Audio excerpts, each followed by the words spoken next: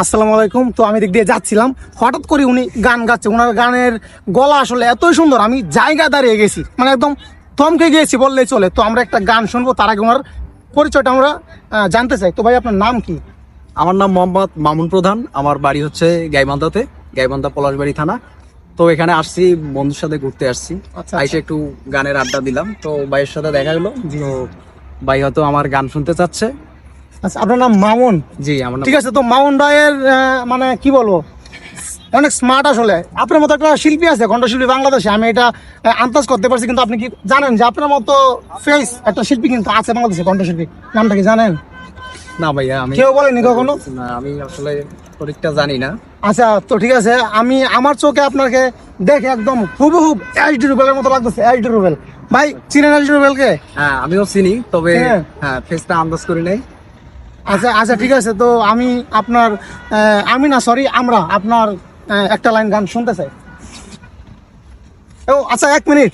ওনার গানের সাথে কিন্তু ওই যে মিউজিক আপনি আনকমন বলা চলে। প্লিজ ক্যামেরাম্যান ভাই, উনি কিন্তু মিউজিকও কিন্তু অ্যাড হবে, খুবই দুর্দান্ত। ঠিক আছে ভাই, একটা লাইন শুনতে চাই। ঠিক আছে, গানটা শুরু করছি।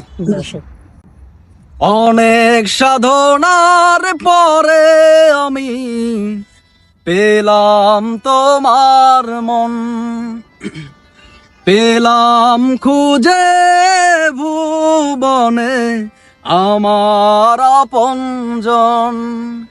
তুমি বুকে টেনে নাও না প্রিয় আমাকে, আমি ভালোবাসি ভালোবাসি ভালোবাসি তোমাকে।